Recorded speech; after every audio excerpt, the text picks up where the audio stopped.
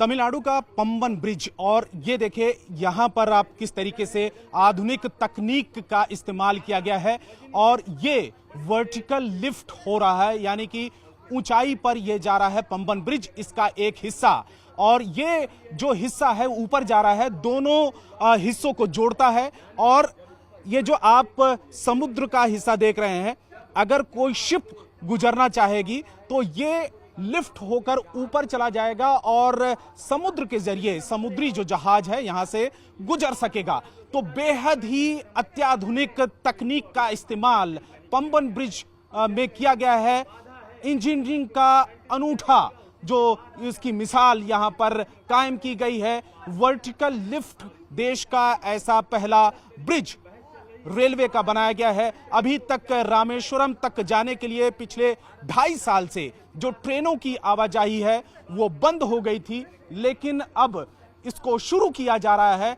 5 minute में ही ये पूरा का पूरा जो ब्रिज है वो ऊपर लिफ्ट हो रहा है, यानी कि ऊपर उड़ जा रहा है और नीचे कोई भी समुद्री जहाज यहां से जा सकती है।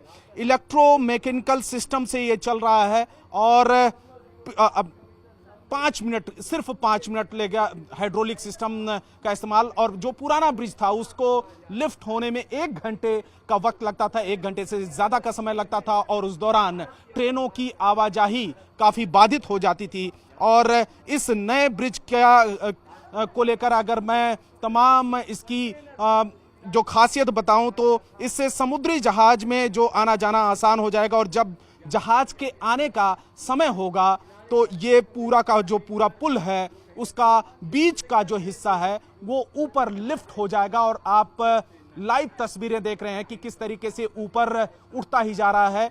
ना कोई इसमें ज्यादा लोगों की जरूरत पड़ रही है, यानी कि मैन पावर की इसमें ज्यादा जरूरत नहीं है। सिर्फ एक आदमी की जरूरत होगी जिसमें एक बटन दबाने से ही 5 मिनट में यह लिफ्ट हो जाएगा। मतलब पुल को उठाने में ज्यादा लोगों की जरूरत नहीं होगी, जो पहले ज्यादा लोगों की जरूरत पड़ती थी। लेकिन इसमें एक समस्या है कि हवाओं की गति, क्योंकि समुद्र में हवाएं जब चलती हैं तो काफी उथल पुथल होती है और उस समय समस्या होती है। जब 58 किलोमीटर प्रति घंटे और उससे ज्यादा हो जाएंगे तो पुल को उठाने वाला जो सिस्टम है वो काम करना बंद हो जाएगा। तो फिलहाल ये बेहद ही, और रेलवे का जो पंबन ब्रिज है रामेश्वरम और धनुष कोडी तक जाने का एकमात्र रास्ता था। और दूसरी तरफ में अगर कैमरा पर्सन नीरज तिवारी से दिखाएं कि दूसरी तरफ जो पंबन ब्रिज है वो जर्जर हालत में इस समय आप देखें। पिछले 2.5 साल से इसको बंद कर दिया गया है क्योंकि इसकी मियाद ही इतनी ही थी और 2.5 साल पहले इसका इंस्पेक्शन जब किया गया ये देखा गया कि इस पुराने पंबन ब्रिज पर ट्रेनों की आवाजाही नहीं हो सकती। उसके बाद ये तय किया गया कि इसको बंद कर दिया जाए और 2019 में प्रधानमंत्री नरेंद्र मोदी ने उसके ही पैरेलल एक नए पंबन ब्रिज की आधारशिला रखी।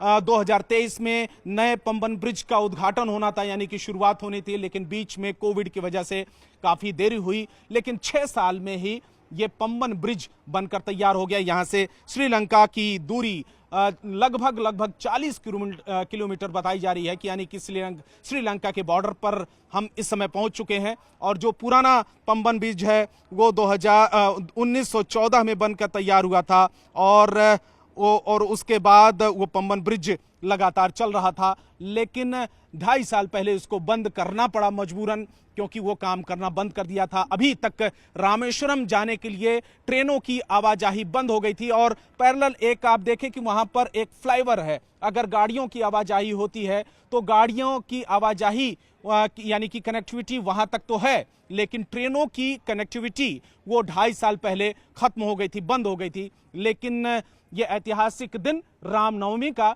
जब प्रधानमंत्री इसकी शुरुआत करने वाले हैं और ये पंबन ब्रिज अब लगभग पूरी तरीके से वर्टिकल लिफ्ट हो चुका है, ऊंचाई तक जा चुका है और इसके नीचे जब भी शिप को जाना होगा गुजरा करेगी और यहां से जाया करेगी। लेकिन इसमें अपडेट दे दूं कि जो पुराना पंबन ब्रिज है उसको उसको हटाना पड़ेगा, इसके मलबा हटाना पड़ेगा, क्योंकि शिप जब गुजरेगी तो उसमें जो पुराना पम्बन ब्रिज है उसमें आड़े आएगा, रास्ते में आएगा, इसलिए उस हिस्से को भी हटाना पड़ेगा, क्योंकि उसकी मियाद तो पूरी हो चुकी है, तो अब उसका कोई काम नहीं है। तो फिलहाल नया पम्बन ब्रिज बनकर तैयार हो गया है। लंबे समय से इसका इंतजार रेलवे को था, देश को था, और इसकी शुरुआत अब प्रधानमंत्री नरेंद्र मोदी करने जा रहे हैं।